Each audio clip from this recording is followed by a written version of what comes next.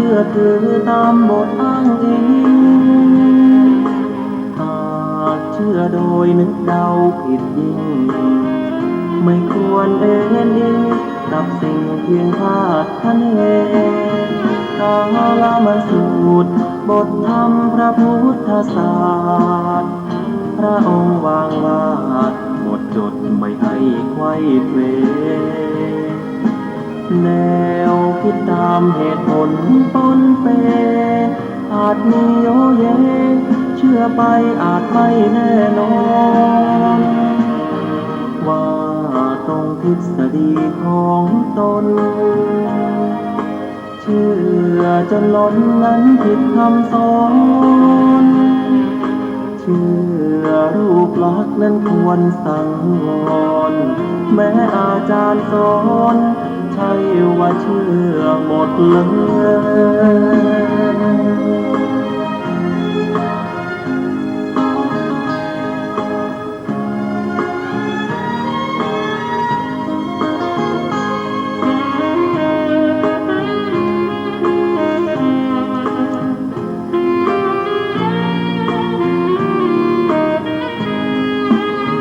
กาลมาสูตรบทธรรมพระพุทธศา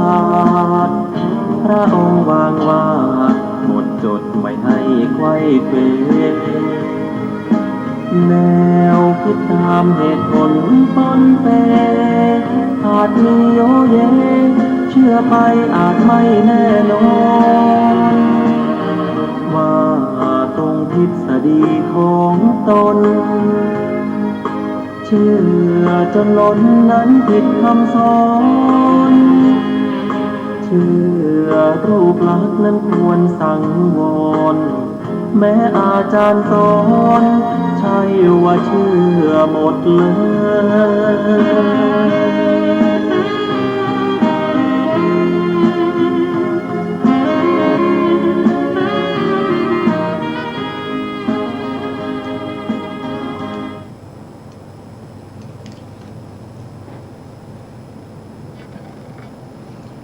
พุทธังสรณังกัจฉามิธัมมังสรณังกัจฉามิ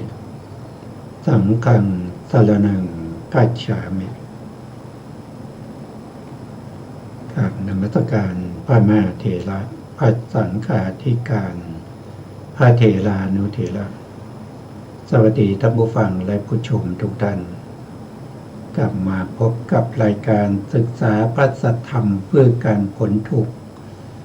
ครั้งนี้เป็นครั้งที่3ในเรื่องของอายตนะ12การที่เราศึกษาอายตนะ12นี้อายตนะ12ก็เป็นอารมณ์ของวิปัสสนาอายตนะ12ทั้งที่เป็นอดีตอนาคตปัจจุบันก็เป็นอารมณ์ของวิปัสสนาได้แล้วก็ธรรมที่พระพุทธองค์ตรัสรู้ก็มีอายตนะ12ด้วยอายตนะ12ก็มีถ้าแยกไปก็เป็นอายตนะภายใน6อายตนะภายนอก6อายตนะภายในก็จะมี1ก็คือจักขายตนะก็คือตา2โสตายตนะก็คือหู3คานายตนะก็คือจมูก4ชิวหายตนะก็คือประสาทลิ้น5กายายตนะก็คือกายประสาท6ก็คือมนายตนะนั่นก็คือใจส่วนอายตนะภายนอกอีก6นั้นก็คือได้แก่1ก็คือรูปารมณ์คือสีต่างๆที่สามารถจะกระทบกับจักขุประสาทได้2ก็คือสัทธารมณ์ก็คือเสียงก็ทรงไว้ซึ่งการกระทบกับหูประสาทหูโสตประสาท3ก็คือคันธารมณ์ก็คือกลิ่นก็ทรงไว้ซึ่งการกระทบกับประสาทจมูก4ก็คือรัสสารมณ์ก็คือรสนะครับกระทบกับชีวประสาท5ก็คือโผฏฐัพพารมณ์ก็จะกระทบกับกายประสาท แล้วก็6นั้นก็คือธรรมารมณ์ธรรมารมณ์ก็จะกระทบกับภวังคจิตนะกระทบกับภวังคจิตการกระทบที่เขาเรียกว่าเป็นอาทิวัจนะสัมผัสนะซึ่งแตกต่างไปจากการกระทบของตากับสีเสียงกับหูกลิ่นกับจมูกรสกับลิ้นกายกับโผฏฐัพพะการกระทบแตกต่างกันนะครับการกระทบทั้ง5นี้เขาเรียกว่าเป็นปฏิฆะสัมผัสนะคือการกระทบโดยรูปกับรูปกระทบกันแต่ถ้าเป็นธรรมารมณ์เนี่ยธรรมารมณ์นี้มีทั้งที่เป็นรูปด้วยมีทั้งที่เป็นนามธรรมด้วยนะครับเวลากระทบเขาไม่ได้ไปกระทบกับรูปเขาไม่ได้ไปกระทบกับหทัยวัตถุแต่เขาจะกระทบกับภวังคจิตกระทบกับภวังคจิตอันนี้ก็เป็นอายตนะที่เป็นคู่กันนะครับก็จะมี6คู่ด้วยกันรวมกันก็เป็น12ครั้งที่แล้วเนี่ยเราก็ได้พูดถึงอายตนะไปเยอะอยู่นะครับวันนี้เราก็จะศึกษาต่อมันครั้งที่แล้วเราศึกษาถึงเรื่องของการว่าด้วยวินิจฉัยในลำดับแห่งอายตนะทั้งหลายนะครับวันนี้อาจารย์กันดาท่านก็พร้อมอยู่ในรายการแล้วนะครับท่านก็เตรียมพร้อมที่จะสาธยายให้พวกเราได้ฟังกันนะครับอาจารย์พร้อมแล้วก็เชิญสาธยายเลยนะครับกราบนมัสการพระคุณเจ้าพระเถรานุเถระ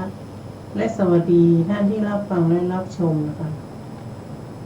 วันนี้ว่าด้วยวินิจฉัยโดยลำดับพ่อว่าโดยลำดับความว่าในบรรดาลำดับทั้งหลายมีลำดับแห่งการเกิดขึ้นเป็นต้นตามที่กล่าวไว้แล้วในก่อนลำดับแห่งเทศนาเท่านั้นย่อมควรในอายตนะที่วังแม้นี้เพราะว่าบรรดาอายตนะทั้งหลายที่เป็นภายในจักขายตนะชื่อว่าย่อมปรากฏเพราะความมีรูปที่เห็นได้และกระทบได้เป็นอารมณ์เพราะเหตุนั้นจึงทรงแสดงจักขายตนะก่อนต่อจากนั้นก็ทรงแสดงโสตายตนะเป็นต้นซึ่งมีรูปที่เห็นไม่ได้และกระทบได้เป็นอารมณ์อีกอย่างหนึ่งในบรรดาอายตนะทั้งหลายที่เป็นภายในพระองค์ทรงแสดงจักขายตนะและโสตายตนะก่อนเพราะความที่อายตนะทั้งสองนั้นเป็นธรรมมีอุปการะมากโดยเป็นเหตุให้เกิดทัศนานุตติยะคือการเห็นอันยอดเยี่ยมและสวนานุตริยะคือการได้ฟังอันยอดเยี่ยมต่อจากนั้นก็ทรงแสดงอายตนะ3มีคานายตนะเป็นต้นในที่สุดทรงแสดงมนายตนะไว้เพราะความที่เป็นธรรมแม้ทั้ง5ก็เป็นอารมณ์เป็นที่เที่ยวไปคือของมนายตนะนั้นหนึ่งในอายตนะทั้งหลายนั้นเป็นภายนอกพระองค์ทรงแสดงอายตนะมีรูปเป็นต้นในลำดับของอายตนะภายในนั้นๆเพราะความเป็นอารมณ์ของจักขายตนะเป็นต้นอีกอย่างหนึ่งพึงทราบลำดับแห่งอายตนะเหล่านั้นอย่างนี้และแม้โดยกำหนดเหตุเกิดขึ้นของวิญญาณข้อนี้ด้วยพระบาลีที่ตรัสว่าท่านกล่าวลำดับไว้5คือ 1. อุปติจิตกโมคือลำดับแห่งการเกิด 2. ปหานะกโมลำดับแห่งการละ 3. ปฏิปตาติกโมลำดับแห่งการปฏิบัติ 4. ภูมิกัปโมลำดับแห่งภูมิ 5. เทศนากโมลำดับแห่งการเทศนาค่ะ ครับผมคำนี้ก็เป็นลำดับแห่งเทศนานะครับที่พระพุทธองค์ทรงแสดงในเรื่องของอายตนะนะครับอายตนะก็มีอยู่12 อย่างนะครับ12 อย่างถ้าเราเห็นที่ธรรมะโดยทั่วไปที่พระพุทธองค์แสดงไว้ในที่ต่างๆนะครับก็จะแสดงเป็นคู่ๆไปนะครับอย่างเช่นตาเนี่ยก็จะคู่กับสีนะครับโดยมากเราจะได้ยินในเรื่องของธรรมะ30นะธรรมะ30คืออายตนะเป็นธรรมที่มันสืบต่อไปในธรรมทั้งหลายเพราะฉะนั้นเมื่ออายตนะเกิดขึ้นนะครับเขาจะไม่หยุดอยู่กับอายตนะเท่านั้นมันจะสืบไปในธรรมอื่นๆนะอย่างเช่นธรรม30อย่างเนี้ยนะครับธรรม30ก็มาจากไหนก็มาจากอายตนะ12ใช่ไหมครับอายตนะ12โดยที่พระพุทธองค์แสดงในพระสูตรต่างๆว่าอาศัยตากับสีจึงเกิดจักขุวิญญาณธรรมะ3อย่างประชุมกันก็เป็นผัสสะผัสสะก็เป็นธรรมที่4ผัสสะเป็นปัจจัยให้เกิดเวทนาก็เป็นธรรมที่5นะครับก็เพราะฉะนั้นทวารตาก็มี5ทวารหูก็มี5ทวารหูก็คือได้แก่อะไรก็อาศัยหูกับเสียงเกิดโสตวิญญาณโสตวิญญาณธรรมะ3อย่างประชุมกันก็เป็นผัสสะ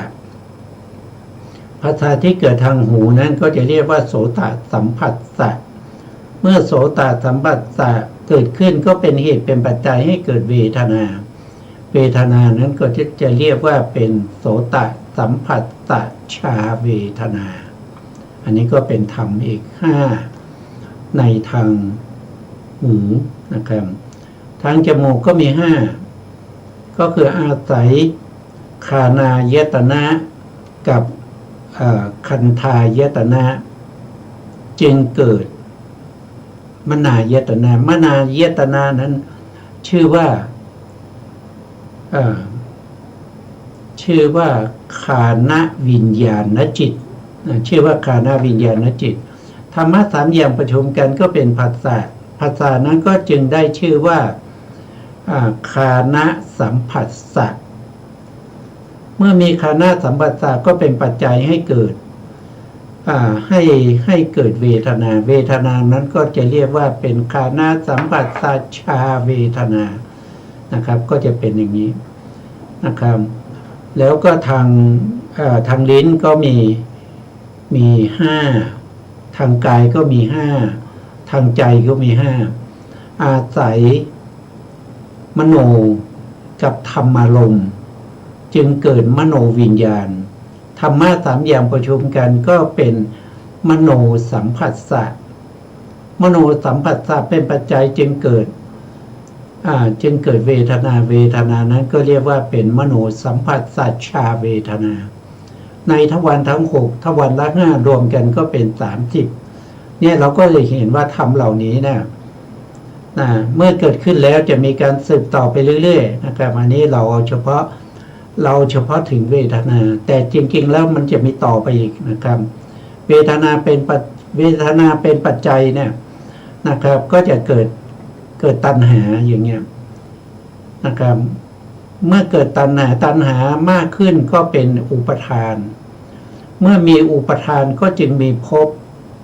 เมื่อมีภพจึงมีการเกิดคือชาติเมื่อมีชาติจึงมีชรามรณะโสกปริเทวทุกขโทมนัสอุปายาตะทุกทั้งหลายที่เกิดขึ้นก็ด้วยเหตุอย่างนี้ด้วยเหตุอย่างนี้มาจากไหนก็คือมาจากตามาจากหูมาจากจมูกมาจากลิ้น มาจากกายแล้วก็มาจากใจนะครับที่ทำให้เกิดการเวียนว่ายตายเกิดอยู่ในวัฏฏะสงสารนี้โดยไม่รู้ว่ามาจากไหนต้นมีไหนก็ไม่รู้เกิดครั้งแรกที่ไหนก็ไม่รู้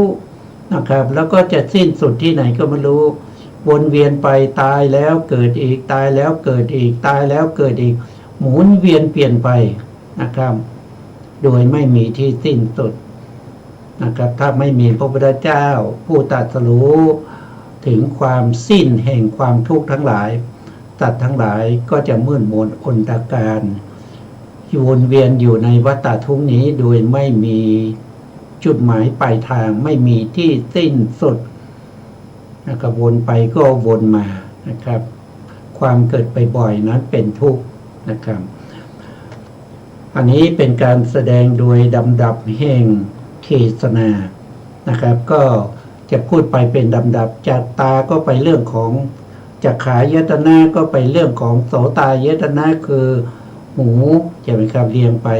ตาหูจมูกลิ้นกายแล้วก็ใจอย่างเนี้ยแล้วก็ธรรมที่เป็นคู่กันนะครับแล้วก็เป็นอายตนะภายนอกตาก็จะคู่กับรูปารมณ์ก็คือสี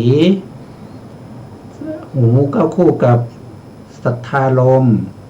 จมูกก็คู่กับคันธารมณ์ลิ้นก็คู่กับรสารมณ์กายก็คู่กับโผฏฐารมณ์แล้วก็ใจก็คู่กับ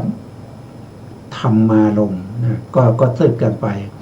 นะครับเป็นเรียงลำดับที่พระองค์ทรงแสดงนะครับท่านบอกว่าลำดับของอันนี้คือลำดับในพระพุทธศาสนานะครับก็มีอยู่5อย่างด้วยกันหนึ่งคืออุปปัตติจิกโมก็คือลำดับของการเกิดการเกิดมีอะไรบ้างนะครับก็มีการเกิดของจิตอย่างเนี้ยการเกิดของจิตการเกิดของรูปการเกิดขึ้นของสัตว์ทั้งหลายอะไรพวกนี้นะครับการเกิดอันนี้ก็หมายถึงว่าการปฏิสนธิของสัตว์ทั้งหลายนะครับอันที่สองก็คือได้แก่ปหานกโมอันนี้ก็พูดถึงลำดับแห่งการละการที่เราจะได้เป็นพระอริยบุคคลเราก็ต้องละอกุศลธรรมไปตามลำดับนะครับไม่ใช่อยู่ๆไปละอวิชชาเลยไปละโลภะให้หมดไปเลยไปละภาวะราคะหรือไปละนะครับรูปประพบอย่างนี้ไม่ใช่การที่ละเขาต้องละไปตามลำดับหนึ่งก็คือการที่จะต้องละด้วยศีลเป็นตทางฆ่าประหารเนี่ยศีลก็ละธรรมะที่หยาบๆอย่างเงี้ยแล้วก็ละด้วยวิปัสสนาละด้วยศีลเขาเรียกว่าเป็นตทางฆ่าประหารละด้วยสมาธิก็เป็นวิคัมภนประหารแล้วก็วิปัสสนาก็ตัดทางฆ่าประหารเป็นบาปไปสู่มรรคผลนิพพานถ้าเป็นมรรคก็เป็นสมุจเฉทประหารอย่างนี้เป็นต้นนะครับอันนี้ก็เป็นการดำแห่งการละรายละเอียดก็มีมากมายนะครับเราก็ต้องศึกษาไปเพราะว่าการที่เราจะพ้นทุกข์ได้ไม่ใช่ไม่ศึกษานะครับเราต้องศึกษาทำความรู้ความเข้าใจเพื่ออะไรก็เพื่อว่าเราจะได้ไม่ต้องหลงทางนะครับไม่ต้องหลงทางไม่ปฏิบัติผิดบางคนก็ยึดถือการปฏิบัติผิดของตนว่าถูกการปฏิบัติถูกของผู้อื่นว่าผิดอย่างนี้เป็นต้นนะครับแล้วต่อมาที่สามก็คือดำแห่งการปฏิบัตินะครับปฏิกรรมโมนะครับแล้วก็อันที่สี่ก็คือภูมิกรรมโมก็คือเรื่องของภูมินะครับเรียงตั้งแต่ภูมิเบื้องต่ำไปจนถึงเนวสัญญานาสัญญานะครับภูมิเบื้องต่ำที่สุดคืออะไรก็คือมหาเวจีนรกมหาเวจีนรกอยู่ต่ำที่สุดที่สูงที่สุดนั้นก็คือเนวสัญญานาสัญญายตนะภูมินะครับทั่วไปในอนันตจักรวาลโดยแต่ละจักรวาลก็จะมีลักษณะแบบนี้นะครับ5ก็คือลำดับแห่งการเทศนานะครับที่เราได้ศึกษาผ่านมาที่อาจารย์ท่านได้สาธยาย ก็เป็นดำๆเองการเทศนานะครับเอาต่อไปก็จะเรียนเชิญอาจารย์ท่านได้สาธยายต่อครับเชิญครับ จักขุวิญญาณย่อมเกิดเพราะอาศัยจักขุและรูปมโนวิญญาณย่อมเกิดเพราะอาศัย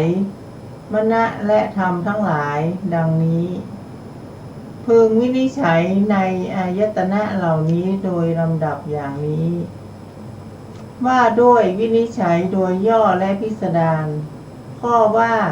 โดยย่อและโดยพิสดารความว่าก็เมื่อว่าโดยย่อเพราะความที่มนายตนะและธรรมายตนะส่วนหนึ่งพระองค์ทรงสงเคราะห์เข้าเป็นนามอายตนะที่เหลือจากนั้นทรงสงเคราะห์เข้าเป็นรูปอายตนะแม้ทั้ง12จึงเป็นเพียงนามกับรูปเท่านั้นแต่เมื่อว่าโดยพิสดารบรรดาอายตนะทั้งหลายที่เป็นภายในจักขายตนะสักว่าเป็นเพียงเฉพาะจักขุประสาทด้วยสามารถแห่งการเกิดก่อนแต่เมื่อว่าโดยประเภทแห่งปัจจัยคตินิกายและบุคคลเป็นอนันตประเภทคือมีประเภทหาขอบเขตไม่ได้อายตนะสี่มีโสตายตนะเป็นต้นก็เป็นอนันตประเภทเหมือนกันมนายตนะมี81ประเภทโดยประเภทแห่งกุศลอกุศลวิบากกิริยาวิญญาณที่เป็นไปในภูมิสามแต่เมื่อว่าโดยประเภทแห่งวัตถุและปฏิปทาเป็นต้นก็เป็นอนันตประเภท รัสสายตนะที่เป็นรูปขันธ์ว่าโดยประเภทแห่งสมุฏฐานมี4ประเภทสัทธายตนะหรืออายตนะคือเสียงว่าโดยสมุฏฐานมี2ประเภทแต่เมื่อว่าโดยประเภทสภาคะและวิสภาคะแล้วอายตนะทั้งหมดเป็นอนันตประเภทโผฏฐัพพายตนะมี3ประเภทด้วยอำนาจแห่งปฐวีธาตุเตโชธาตุและวายโยธาตุแต่เมื่อว่าโดยสมุฏฐานมี4ประเภทเมื่อว่าโดยสภาคะและวิสภาคะเป็นอนันตประเภทธรรมายตนะเป็นอนันตประเภทด้วยอำนาจแห่งธรรมารมณ์เป็นไปในภูมิ3ชนี้แลพึงทราบวินิจฉัยอายตนะโดยย่อและพิสดารอย่างนี้ครับผมนี่ก็ว่าโดยวินิจฉัยโดยย่อกับโดยพิสดารนะครับโดยย่อคืออะไรนะโดยย่อก็คือย่ออายตนะ12ได้ลงมาย่ออายตนะ12ได้ลงมาก็เหลือแค่2นั่นก็คือนามกับรูปถ้าเรารวมใช่ไหมถ้าเราแยกเช่นนามอายตนะที่เป็นนามมีอะไรบ้างอายตนะที่เป็นนามก็มีแค่2เท่านั้นเองแต่จริงๆแล้วมี1ครึ่งนะครับ1นั้นก็คือมนายตนะครึ่งหนึ่งนั้นก็คือธรรมายตนะเพราะธรรมายตนะมีทั้งที่เป็นรูปแล้วก็เป็นนามส่วนอายตนะทั้งหมด10ครึ่ง10ครึ่งนั้นก็จะเป็นรูปนะครับก็มีรูปมีอะไรบ้างก็มีจักขุรูปารมณ์โสตาสัทธารมณ์ฆานะคันธารมณ์รัสสะชิวหายตนะกับคันธรัสสารมณ์โพธพายตนะกับโพธพายตนะกับกายายตนะอันนี้ก็เป็น10เป็นอายตนะ10ที่เป็นรูปรูปนี้มีอยู่10 แล้วก็มีอีกครึ่งหนึ่งอยู่ที่ไหนก็อยู่ในธรรมายตนะอยู่ในธรรมายตนะรูป28ที่เหลือทั้งหมดก็จะอยู่ในธรรมายตนะก็เรียกว่าเป็นธรรมารมณ์เหมือนกันนะครับก็จะมีอย่างนี้นะครับเพราะฉะนั้นสรุปว่ายตนะ12ลงมาก็เหลือ2อย่างเท่านั้นก็คือนามกับรูปนะครับแต่ถ้าว่าโดยพิสดารท่านก็บอกว่าอายตนะทั้งหลายนะครับที่เป็นภายในเช่นจักขุจักขุคือจักขายตนะนะครับจักขายตนะหรือจักขุประสาทนะครับสามารถในการเกิดขึ้นตั้งแต่เกิดตั้งแต่ไหนถ้าเราแยกไปจักขุก็คือมีเหตุมีปัจจัยให้เกิดอะไรเป็นเหตุให้เกิดจักขายตนะท่านก็บอกว่าเหตุให้เกิดจักขายตนะนั้นก็คือได้แก่ความใสของมหาพุทธรูปที่สามารถจะกระทบกับรูปารมณ์ได้อย่างนี้เป็นต้นและจักขายตนะมันเป็นรูปแล้วก็เป็นกรรมชรูปกรรมชรูปนี้เกิดจากอะไรก็เกิดจากกรรมในอดีตเขาเรียกว่าเป็นนานัคณิกะกรรมปัจจัยจักขายตนะเกิดจากนานัคณิกะกรรมปัจจัยแล้วกรรมนั้นมันคืออะไรล่ะกรรมนั้นก็คือเขาเรียกว่ารูปปตัณหารูปปตัณหาก็คือความยินดีพอใจในการดูในการชอบดูสีต่างๆยินดีพอใจที่จะไปเห็นคนสวยๆยินดีพอใจที่จะไปดูสัตว์ในสวนสัตว์ยินดีพอใจที่จะไปน้ำตกอย่างเงี้ยไปน้ำตกไปเที่ยวไปขับไปเที่ยวขับเที่ยวบาร์ทั้งหมดนั้นน่ะเพราะต้องการเห็นเพราะจะต้องให้ตาได้ไปเห็นไปเห็นสีเห็นแสงต่างๆทั้งหลายเหล่านั้นอันนั้นเป็นเขาเรียกว่าเป็นรูปตัณหาเป็นรูปตัณหาอันนี้ก็เกิดจากกรรมเกิดจากกรรมจักขายตนะก็เกิดจากกรรมก็คือจักขุปตานะครับมีนานัคคณิกากรรมปัจจัยนะครับเป็นเหตุให้เกิดจักขายตนะแล้วก็เขามีสมุฏฐานมีอยู่4ใช่ไหมครับสมุฏฐานมี4ก็คือเกิดจากจิตก็ได้1เกิดจากกรรม2เกิดจากจิต3เกิดจากอาหาร4เกิดจากอุตุอุตุคือความเย็นความร้อนนะครับเป็นเหตุเป็นปัจจัยให้เกิดนะครับหรือว่าถ้าว่าโดยคติ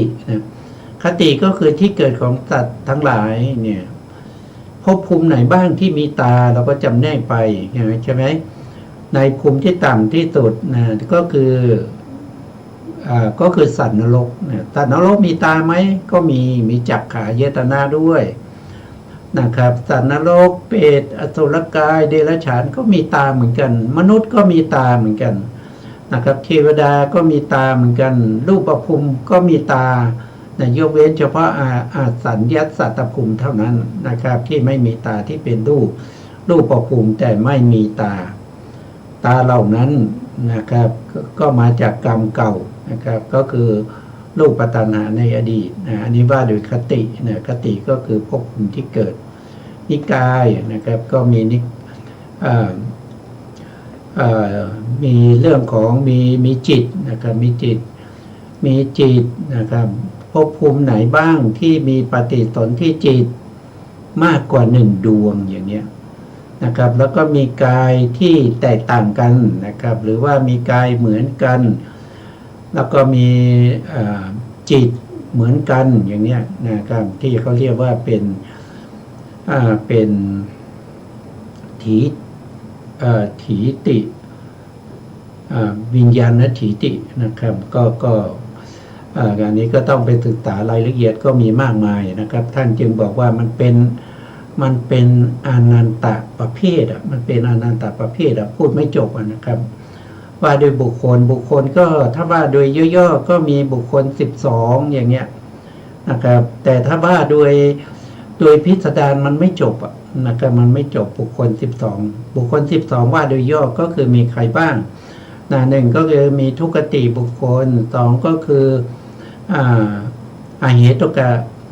อาเหตุกะ สุขติบุคคลนะครับแล้วก็ทวิเหกตุกาบุคคลติเหตุกาบุคคลแล้วก็มีโสดาปฏิมรรคโสดาปฏิผลสกทาคามีมรรคสกทาคามีผลอนาคามีมรรคอนาคามีผลและอรหันตมรรคอรหันตผลนะครับก็มีมากมายถ้าว่าไปก็แยกประเภทอรหันต์ก็มีหลายประเภทอย่างเงี้ยนะครับอนาคามีก็มีหลายประเภทสกทาคามีก็มีหลายประเภทโสดาบันก็มีหลายประเภทนะครับก็มันเป็นอนันตนัยนะมันมากมายนะตรงนี้ท่านบอกว่าอายตนะที่เป็นนามนะก็เรียกว่าเป็นมนายตนะมนายตนะก็มีอยู่81ประเภทนะครับมีอยู่81ประเภทอันนี้ก็ว่าโดย81ประเภทเนี่ยท่านหมายถึงว่าเป็น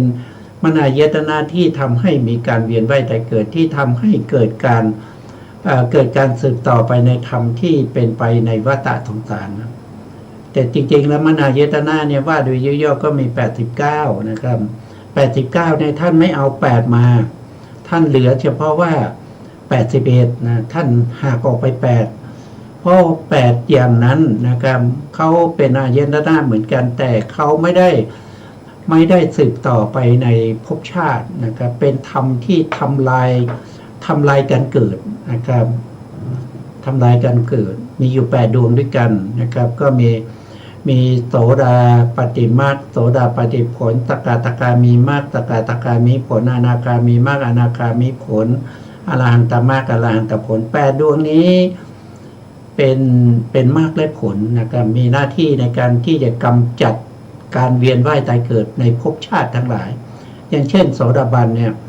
นะครับก็จะเหลือภพชาติที่จะเกิดในในสุคติกามภูมิเนี่ยกามสุคติภูมิเนี่ยเพียงอย่างมากเนี่ยไม่เกิน7ครั้งก็จะได้เป็นพระอรหันต์แล้วจะปรินิพพานนะคือทำลายอะไรโสดาปฏิมรรคโสดาปฏิมรรคทำลายภพชาติที่นับไม่ถ้วนนะครับทำลายให้หมดเหลือแค่7ชาติเท่านั้นเองนะครับเหลือแค่7ชาติเท่านั้นเองนะต่อมาถ้าเป็นสกทาคามีก็กลับมาเกิดในกามภูมินี้ได้อีก1ครั้งก็จะได้เป็นพระอรหันต์แล้วนะก็ทำลายภพชาติที่โสดาบันยังเหลืออยู่7นะกำจัดไปอีก6ก็เหลือ1นะครับอย่างนี้เป็นต้นนะครับแต่ถ้าเป็นพระอนาคามีเขาก็ไม่กลับมาเกิดในกามภูมิแล้วเพราะอะไรเพราะว่าพระอนาคามีปรินิพพานหรือไม่ใช่นะพระอนาคามีไม่กลับมาเกิดในกามภูมิเพราะเขาจะไปเกิดในรูปภูมิหรืออรูปภูมิตามสมควรแก่สมาธิหรือว่าฌานที่เขาได้นะเขาก็หรือมีจิตที่ผูกพันในภพชาติที่เป็นพรหมนั้นเขาก็ไปเกิดเป็นพรหมแต่ถ้าเป็นพระอรหันต์นี้คือทำลายภพชาติทั้งหมดเลยไม่ว่าจะเป็นคือทำลายสังขารธรรมทั้งสิ้นนะครับไม่ต้องเวียนว่ายตายเกิดอีกไม่ต้องไปเกิดเป็นพรหมเป็นเทวดาเป็นมนุษย์ไม่ต้องไปเกิดอีกแล้วถ้าเป็นพระอรหันต์นะครับก็ชาตินี้เป็นชาติสุดท้ายนะครับกิจที่ควรทำเสร็จแล้วกิจอื่นเพื่อความเป็นอย่างนี้มิได้มีนั่นแหละเป็นพระอรหันต์นะครับเป็นพระอรหันต์นะครับอันนี้ก็เป็นการที่จะขยายความไปมากมายนะครับมากมายเหลือเกินนะครับที่สามารถที่จะทำให้พวกเราได้เข้าใจในเรื่องของอายตนะเพราะอายตนะมันเป็นอารมณ์ของวิปัสสนาด้วยนะครับผู้ที่หวังความเจริญในทางพระพุทธศาสนาหรือหวังความหลุดพ้นหรือหวังจะได้มรรคได้ผลต้องเข้าใจในเรื่องอายตนะด้วยนะครับถ้าไม่เข้าใจอายตนะนะครับตำแหน่งที่จะเป็นพระอริยบุคคลมันก็ไม่สมศักดิ์ศรีนะครับเป็นพระอริยบุคคลที่ใครไม่รู้แต่งตั้งมานะครับพอแต่งตั้งมาโอ้ท่านเป็นโสดาบันท่านเป็นอนาคามีท่านเป็นพระอรหันต์แล้วจักขายตนะนี้มันคืออะไรครับท่านอธิบายผมหน่อยตอบไม่ได้อย่างเงี้ยมันไม่ใช่เป็นพระอริยบุคคลแล้วนะครับมันเป็นโสดาบันที่ไหนก็ไม่รู้นะมันไม่ใช่ของพระพุทธศาสนานะครับมันต้องผู้ที่เป็นพระอริยบุคคลมันต้องรู้นะครับมันต้องรู้สามารถตอบได้สามารถที่จะอธิบาย ถ้ามีคนมาถามแล้วสามารถที่อธิบายได้ ไม่ใช่ว่าพระอรหันต์ขี้โกรธนะเวลาไปถามสิ่งที่ตัวเองไม่รู้โกรธขึ้นมาอย่างเนี้ยมันไม่ใช่นะมันไม่ใช่เป็นพระอรหันต์นะครับ เพราะพระอรหันต์นี่เขาความโกรธเนี่ยละได้ตั้งแต่ความเป็นพระอนาคามีนะครับ พระอรหันต์ไม่มีการโกรธนะครับต่อไปครับอาจารย์ครับ ต่อไปว่าด้วยวินิจฉัยโดยเป็นธรรมพึงเห็น ก็ในข้อว่าโดยเป็นธรรมอันบัณฑิตพึงเห็นนี้ ความว่าอายตนะทั้งหมดเหล่านั้นนั่นแหละ พึงเห็นโดยการยังไม่มาถึง คืออนาคมนโต และโดยการไม่ออกไปอนิคมนโต จริงอยู่อายตนะเหล่านั้นเมื่อก่อนผุดขึ้นย่อมมาจากที่ไหนๆก็หาไม่ แม้หลังจากความสลายแล้ว จะไปสู่ที่ไหนๆก็หาไม่ โดยที่แท้เมื่อก่อนแต่ผุดขึ้นอายตนะเหล่านั้นยังไม่ได้ภาวะของตนโดยเฉพาะหลังจากสลายไปก็มีภาวะของตนแตกหมดแล้วเหตุที่มันเป็นไปได้ในเบื้องต้นเบื้องปลายและท่ามกลางก็เพราะปัจจัยเพราะฉะนั้นพึงเห็นอายตนะทั้งหลายโดยการยังไม่มาถึงแต่โดยการไม่ออกไปหนึ่งพึงเห็นอายตนะเหล่านี้โดยความไม่เคลื่อนไปวิริหโตและไม่มีความพยายามอภยาปารโตจริงอยู่อายตนะทั้งหลายมีจักขุและรูปเป็นต้นจะได้มีความคิดอย่างนี้ว่าโอ๋หนอชื่อว่าวิญญาณพึงเกิดขึ้นเพราะพวกเราพบกันดังนี้ก็หาไม่และอายตนะเหล่านั้นจะขวนขวายเพื่อความเกิดขึ้นแห่งวิญญาณโดยความเป็นทวารโดยความเป็นวัตถุหรือโดยความเป็นอารมณ์ก็หาไม่คือไม่ต้องขวนขวายพยายามโดยที่แท้มันเป็นเรื่องธรรมดาเท่านั้นที่จักขุวิญญาณเป็นต้นจะเกิดขึ้นเพราะความที่อายตนะมีจักขุและรูปเป็นต้นพบกันเพราะฉะนั้นบัณฑิตพึงเห็นอายตนะทั้งหลายโดยความไม่เคลื่อนไปและโดยความไม่มีความพยายามอีกอย่างหนึ่งบัณฑิตพึงเห็นอายตนะภายในเหมือนเรือนว่างเพราะเว้นจากความยั่งยืนจากความงามจากความสุขจากอัตภาพพึงเห็นอายตนะ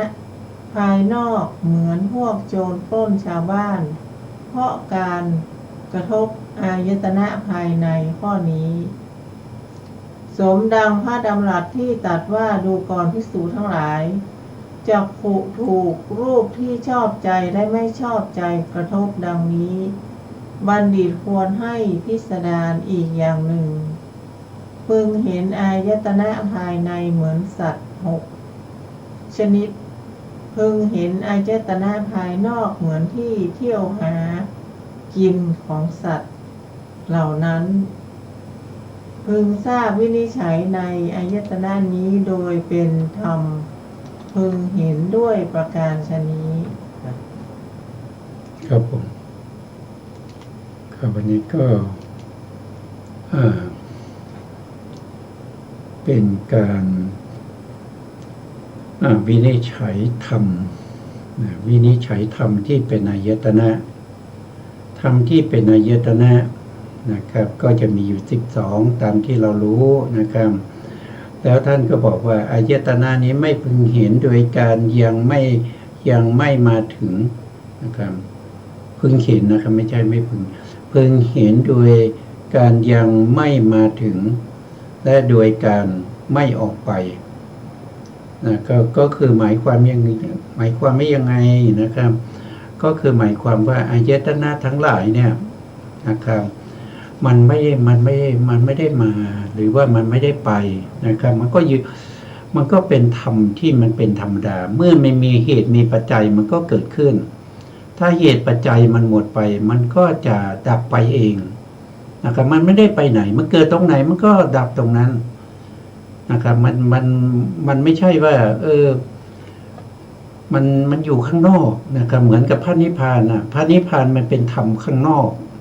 นะครับมันไม่ใช่ธรรมที่อยู่ภายในนะเวลาที่เราจะเข้าถึงพระนิพพานเราต้องมีหนทางดำเนินไปสู่พระนิพพานนะมันไม่เหมือนกับจิตอย่างเช่นมรรคจิตเนี่ยมันอยู่ในใจเราใช่ไหมครับเพียงแต่เราจะทำให้มันเกิดขึ้นในใจเราได้ไหมเราจะเท่านั้นเองนะครับก็เหมือนกับอายตนะมันก็เป็นสภาพที่ท่านบอกว่าอายตนะภายในมันก็อยู่ภายในเนี่ยในภายในตัวเนี่ยในภายในตัวแล้วอายตนะภายนอกมันอยู่ข้างนอกใช่ไหมคืออายตนะภายนอกในที่นี้ท่านหมายความว่าสิ่งที่มันนอกเหนือจากอายตนะภายในนี้มันเป็นอายตนะภายนอกไม่ใช่ว่ามันอยู่ข้างนอกนะครับไม่ใช่ว่าอยู่ข้างนอกคือที่มันทำที่มันเหลือจากจักขุโสตคานะชิวหากายะแล้วก็มนายตนะเนี่ยทั้งหมดนั้นเขาเรียกว่าเป็นอายตนะภายนอกถามว่ารูปารมณ์ที่ตัวเรามีไหมก็มีนะครับตรงไหนที่มีมหาพุทธรูปนะตรงนั้นมันจะต้องมีรูปารมณ์มันจะต้องมีสีนะครับในตัวเรามีธาตุดินธาตุน้ำธาตุลมธาตุไฟเพราะฉะนั้นตัวเรามันก็มีสีนะสีของตัวเราเนี่ยจะเรียกว่าเป็นอายตนะภายนอกเพราะมันนอกจากตานอกจากหูนอกจากจมูกนอกจากลิ้นนอกจากกายแล้วก็นอกจากจิตมันเป็นอายตนะภายนอกไม่ใช่ว่าเป็นที่ไหนก็ไม่รู้อย่างนี้ไม่ใช่นะครับเพราะฉะนั้นท่านจึงแสดงว่าพึงเห็นโดยการยังไม่มาถึงก็คือไม่ต้องมาถึงมันอยู่ตรงนี้แล้วมันอยู่ในใจของเรานี้แล้วนะครับถ้าเราเห็นอายตนะโดยความเป็นอายตนะนะครับไม่ใช่ไปเห็นเป็นอย่างอื่นนะครับนะแล้วก็ไม่ออกไปนะครับอย่างเช่นบางคนว่าถอดจิตถอดจิตออกไปนะครับจริงๆมันไม่ได้ออกไปแล้วครับมันไม่ได้ออกไปจิตมันอยู่ในหัตถยวัตถุอยู่ในใจของเรานี่นะครับจักขุวิญญาณก็อยู่ที่ตานะครับโสตวิญญาณก็อยู่ที่หูนะครับมันเกิดที่หูมันดับที่หูนะครับคานะวิญญาณก็อยู่ที่จมูกนะเกิดที่จมูกมันก็ดับที่จมูกนะครับชิวหาวิญญาณก็เกิดที่ลิ้นก็ดับที่ลิ้นกายประสาทก็เกิดในกายของเราเนี่ยนะครับตรงไหนที่เรากายตั้งแต่พื้นเท้าไปจนถึงหนังศีรษะเนี่ยมันก็เป็นมันจะมีกายประสาทมันอยู่ทั่วไปในร่างกายนี่แหละตรงไหนที่มันกระทบแล้วมันเจ็บมันรู้สึกเย็นรู้สึกร้อนรู้สึกตึงๆอะไรพวกนี้อันนี้คือกายประสาทที่มันกระทบมันอยู่ในตัวของเรานี้แหละนะโพธพารมณ์ก็อยู่ในตัวของเราเนี่ยนะแต่มันเป็นอายตนะที่นอกเหนือจากตาหูจมูกลิ้นกายแล้วก็ใจเรียกว่าเป็นอายตนะภายนอกนะครับอันนี้จึงไม่มีการมาแล้วก็ไม่มีการไปนะครับเพราะอายตนะเหล่านี้นะครับที่แท้อายตนะเหล่านี้มันเกิดตรงไหนมันก็ดับตรงนั้นมันไม่ไปที่อื่นหรอกนะครับแล้วมันเกิดมันไม่ใช่ว่าอยู่อยากเกิดก็เกิดนะครับถ้าปัจจัยไม่พร้อมมันเกิดไม่ได้นะถ้าปัจจัยไม่พร้อมไม่เกิดไม่ได้มันต้องอาศัยปัจจัยนะหลายปัจจัยนะครับถึงจะเกิดได้นะครับนี่ก็ขึ้นอยู่กับปัจจัยขึ้นอยู่กับสมุฏฐานทั้งสี่นะครับอันนี้เป็นการที่ท่านพูดถึงว่าธรรมพึงเห็นเนี่ยว่าด้วยวินิจฉัยโดยเป็นธรรมพึงเห็นเนี่ยคำว่าธรรมพึงเห็นเนี่ยนะครับไม่ใช่ว่าใครๆก็จะเห็นได้นะผู้ที่ไม่มีปัญญาไม่มีถึงจะมีอยู่นะครับมีตามีหูมีจมูกมีลิ้นมีกายอยู่แต่มันมองไม่เห็นนะมันมองไม่เห็นด้วยปัญญานะครับ ผู้ที่จะเห็นได้ต้องเป็นบัณฑิตนะถึงจะมองเห็นได้ว่าอันนี้คืออายตนะนะครับอันนี้คืออายตนะภายในนี่คืออายตนะภายนอกนะมันต้องเป็นบัณฑิตมันต้องเป็นคนที่ได้ศึกษาเล่าเรียนมีปริยัติมีความรู้ความเข้าใจนะครับที่สามารถที่จะมาเฝ้าดูนะเฝ้าดูอะไรก็คือเฝ้าดูจิตของเรานะครับเฝ้าดูจิตที่ไปอาศัยที่เกิดในฐานต่างๆนะครับว่ามันเกิดตรงไหนนะครับมันรู้สึกอย่างไรมันมีเวทนาอย่างไรอะไรพวกนี้นะครับอันนี้เป็นเขาเรียกว่าเป็นบัณฑิตนะบัณฑิตเท่านั้นที่จะรู้ได้นะถ้าเป็นคนไม่ใช่บัณฑิตจะรู้ไม่ได้ไม่สามารถรู้ได้ถึงจะศึกษาคำสั่งสอนของพระพุทธเจ้าไปมากมายนะครับแต่ไม่ใช่บัณฑิตมันก็รู้ไม่ได้นะครับนะอันนี้ก็เป็นสิ่งที่เราควรจะศึกษานะครับท่านก็บอกว่าอายตนะเหล่านี้นะครับมันเกิดดับตามธรรมชาตินะครับมันไม่ได้ยั่งยืนนะครับมันไม่ได้ยั่งยืนมันไม่ได้คงทนอยู่อย่างนั้นนะครับเมื่อมันมีเหตุปัจจัยแล้วเกิดขึ้นนะครับตามที่เราถ้านักศึกษาพระอภิธรรมนี่เขาจะรู้นะครับว่าอย่างเช่นจักขุประสาทเกิดขึ้นมาเนี่ยจักขุประสาทเนี่ยไม่ใช่ตั้งอยู่ตลอดเวลาเขาเกิดขึ้นเขามีอายุเท่ากับจิต17ดวงจิตเกิดดับไป17ดวงแล้วจักขุประสาทก็จะเกิดก็จะดับไปนะครับหรือเรียกว่าเรียกโดยคณะทั้ง3นะครับอายตนะไม่ว่าจะเป็นจักขายตนะโสตายตนะคานายตนะชิวหายตนะกายายตนะเนี้ยมันจะมีอายุเท่ากับ51อนุขนาดเล็กนะครับแต่ถ้าเป็นมนายตนะเนี่ยจะมีอนุขนาดแค่3ขนาดเท่านั้นเองนะครับนามธรรมนะธรรมายตนะที่เป็นเจตสิกก็จะมีแค่3ขนาดนะครับแต่ถ้าเป็นรูปที่เป็นนิพพานรูปนะครับก็จะมีอยู่ถึง51ขนาดมีอุปาทขณาแล้วก็ถีติขณาอีก49ขนาดแล้วมีพังคขณาอีก1ขนาดรวมกันก็จะเป็น51ขนาดนะครับตามที่เรานักเรียนอภิธรรมเนี่ยท่านจะรู้ว่าละนิ้วมือหนึ่งจิตเกิดดับไปทั้งแสนโกฏเนี่ยจิตเกิดขึ้นดับไปเกิดขึ้นดับไปอย่างเนี้ยอย่างเช่นเราดีดนิ้วมืออย่างเงี้ย1 ครั้งเนี่ยเกิดดับไปตั้งแสนโกฏมันมากมายเหลือเกินนะครับแล้วก็ถ้าว่าด้วยรูปดับไปเท่าไหร่ละนิ้วมือนะครับท่านก็บอกว่า5,800 กว่าโกฏนะ5,800 กว่าโกฏนะครับดับไปรูปที่ดับไปนะพูดถึงรูปเดียวนะครับแต่รูปที่เกิดขึ้นมาเนี่ยเขาไม่ได้เกิดรูปเดียวนะครับเขาเกิดมากมายนะครับไม่เหมือนกับจิตนะจิตเนี่ยจะเกิดได้ทีละ1ดวงเท่านั้นเองนะครับอย่างเช่นจิตเกิดทางตา1ดวงแล้วก็ดับไปไปเกิดทางหูอีก1ดวงเขาไม่ได้เกิดซ้อนกันนะเขาไม่ได้เกิดติดต่อกันนะครับเพราะว่ามันเป็นคนละวิถีกันต้องวิถีทางตาดับไปแล้วนะมีภวังคจิตมาขั้นแล้วก็ทางหูก็เกิดขึ้นอย่างเงี้ยแล้วทางใจก็เกิดขึ้นเนี่ยมันสลับเปลี่ยนแปลงไปโดยธรรมชาติของมนายตนะไม่ใช่ว่ามีใครที่จะมาคอยกำชับว่าคุณต้องเกิดนะจักขุวิญญาณเกิดแล้วดับไปแล้วโสตเกิดนะไม่มีใครที่จะไปทำนะไปทำไปอะไรไปบังคับให้เขาเป็นอย่างนั้นมันใช่มันเป็นของมันโดยธรรมชาติ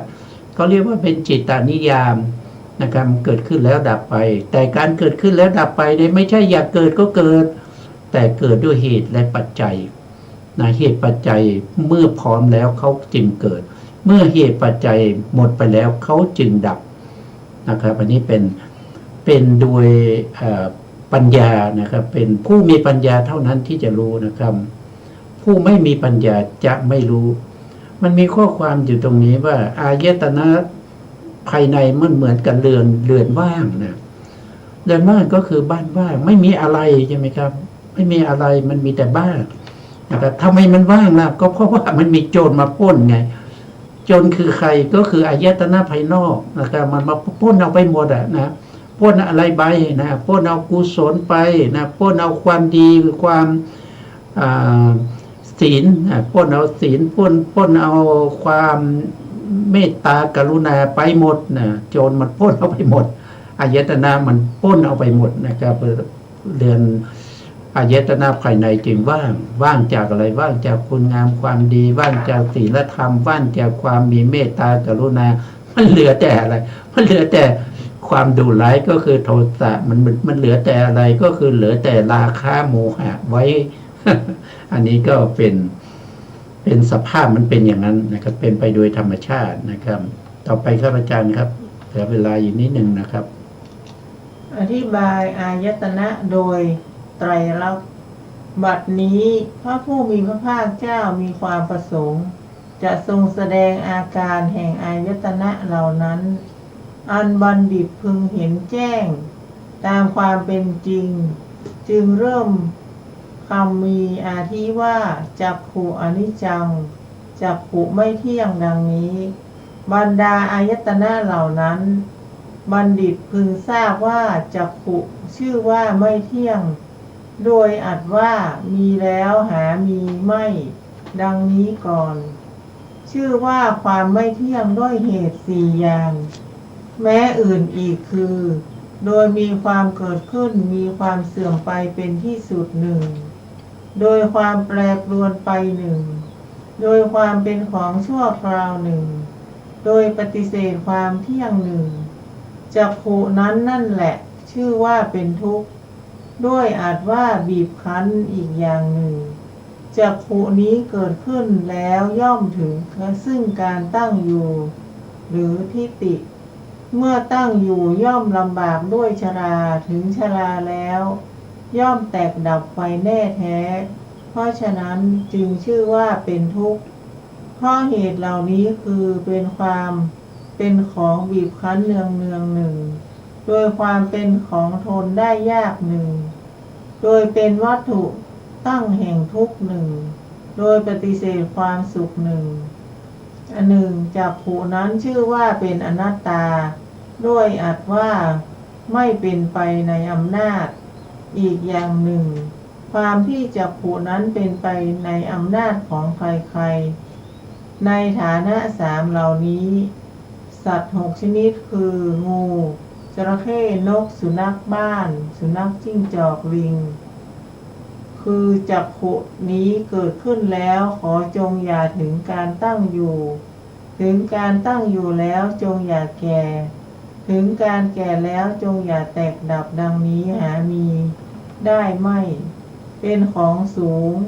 ไปจากอาการที่เป็นไปในอำนาจนั้นเพราะฉะนั้นจักขุนั้นจึงชื่อว่าเป็นอนัตตาเพราะเหตุสี่เหล่านี้คือโดยความเป็นของศูนย์หนึ่งโดยความไม่มีเจ้าของหนึ่งโดยเป็นสิ่งที่ควรทำตามชอบใจไม่ได้หนึ่งโดยปฏิเสธต่ออนัตตาหนึ่งค่ะครับผมวันนี้ก็เป็นรายละเอียดนะครับรายละเอียดที่พระพุทธองค์แสดงธรรมทั้งหมดนะครับไม่ว่าจะเป็นเรื่องอะไรก็ตามนะครับธรรมเหล่านั้นย่อมสงเคราะห์ลงในความเป็นอนิจจังทุกขังอนัตตาได้ทั้งหมดแล้วธรรมเหล่านั้นยังสงเคราะห์เข้าในเรื่องของอริยสัจสี่นะครับได้ถ้าธรรมที่พระพุทธองค์แสดงแล้วไม่สามารถที่จะสงเคราะห์ในเรื่องของอนิจจังทุกขังอนัตตา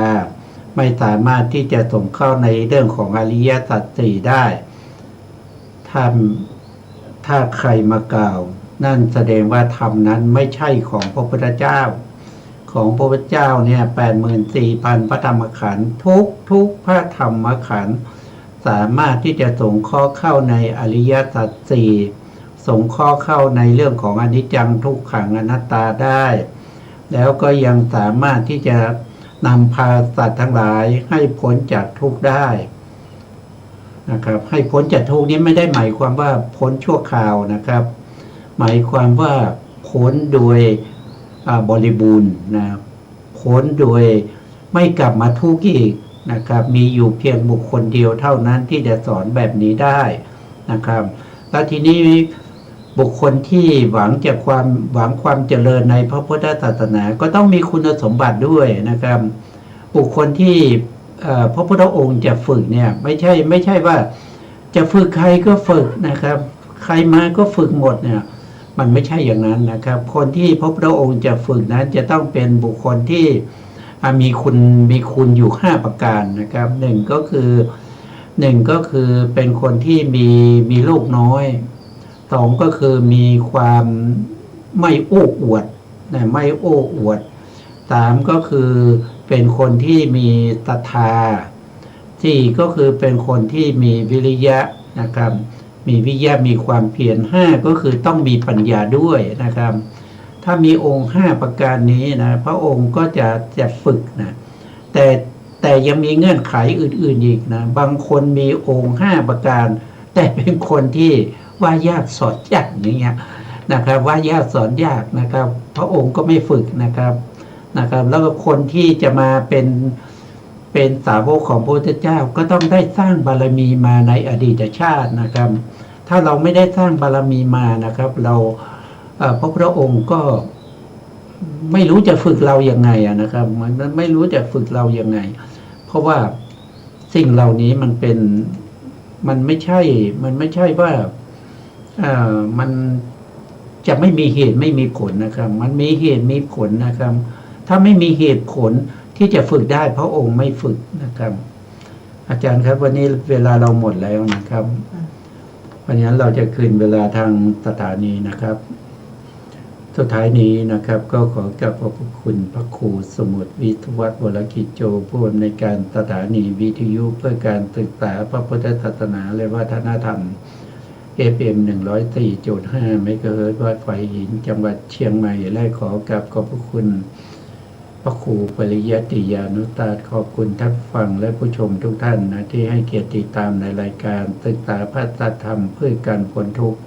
พบกันใหม่ในครั้งต่อไปครับวันนี้ลาไปก่อนครับสวัสดีครับสวัสดีค่ะ